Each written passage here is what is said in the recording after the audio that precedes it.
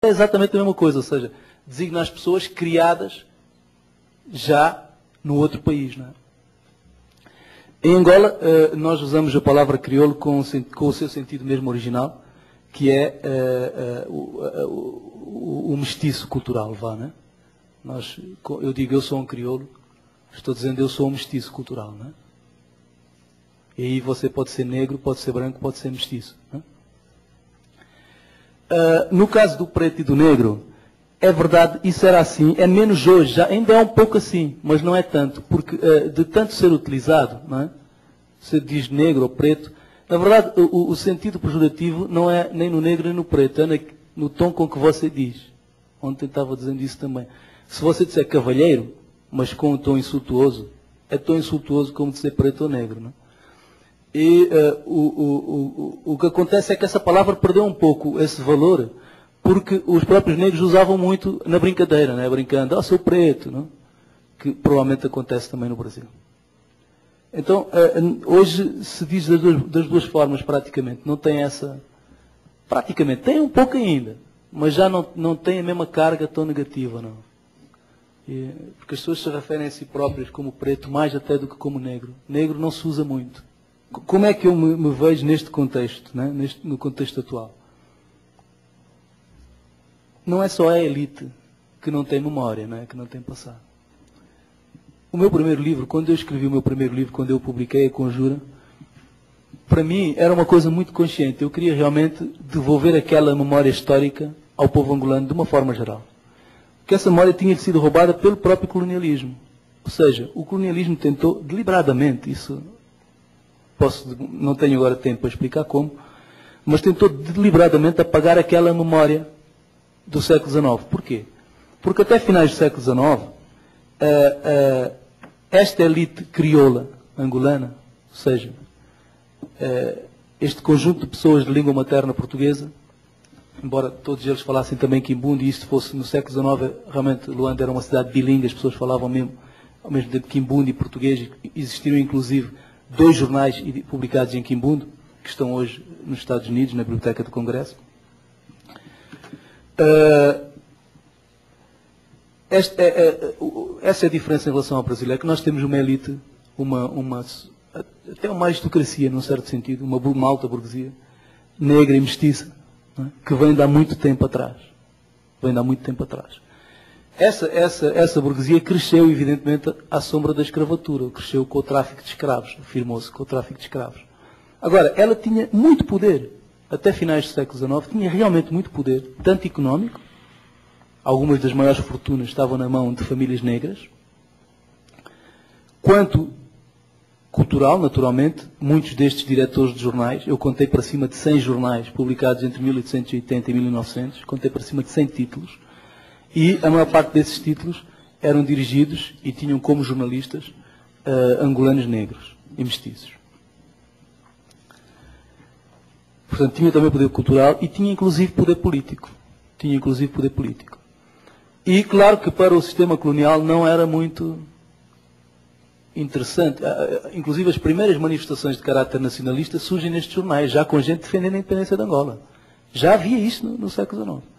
Quando o Brasil ascende à independência, há uma tentativa, hoje relativamente bem estudada, de ligação a um grupo de pessoas em Angola que tentam, pedem a independência em conjunto com o Brasil, pedem a anexação ao Brasil.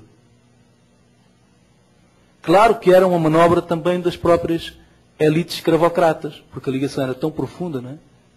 Que era uma manobra depois, isso não foi, teria sido curioso se tivesse ido em frente, não é? Teria mudado muita história.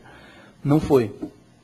O Pepe Tela, que é um escritor angolano muito conhecido internacionalmente, nacionalmente e internacionalmente, até tem um livro onde aborda esta questão, o Iaca, que na minha opinião é o melhor romance dele, e um pouco por alto fala disto, porque isto aconteceu em Benguela, que é a terra dele. Essa ausência de memória atingia toda a gente, porque realmente o sistema colonial tentou apagar a memória desse tempo.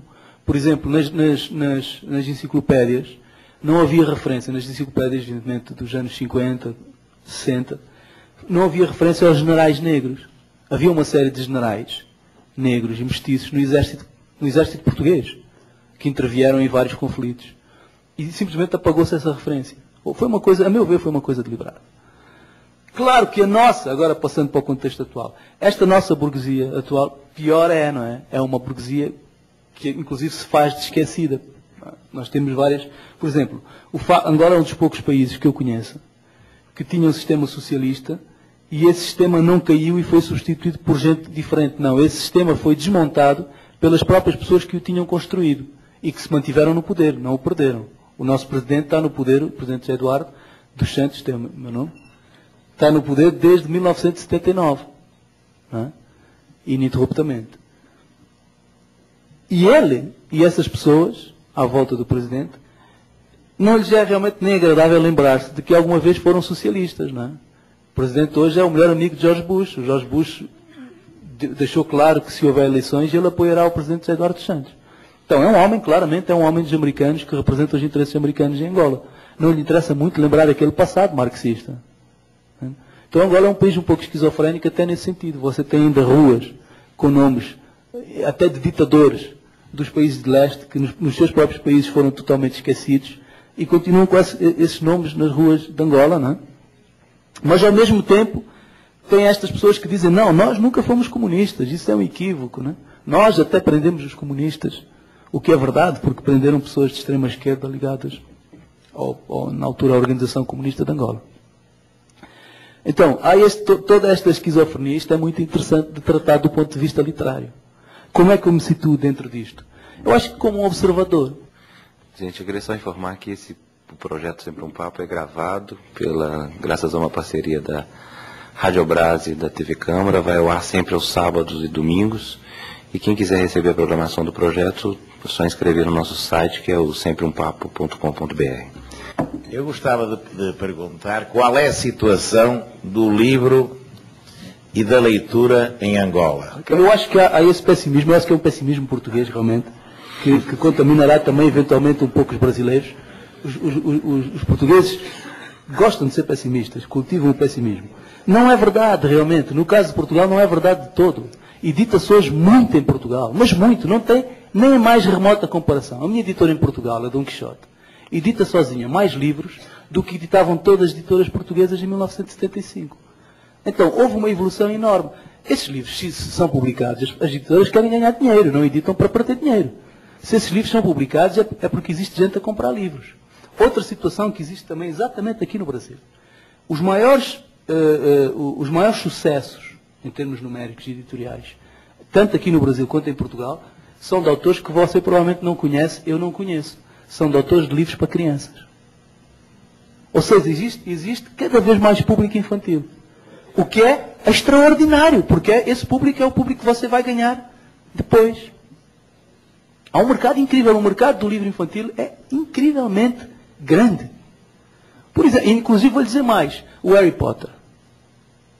No meu tempo, nós poderíamos ler um livro assim, é um livro enorme, são livros grandes e complexos. As crianças estão a ler livros grandes e complexos. Isto era impossível quando eu era criança. Não era possível.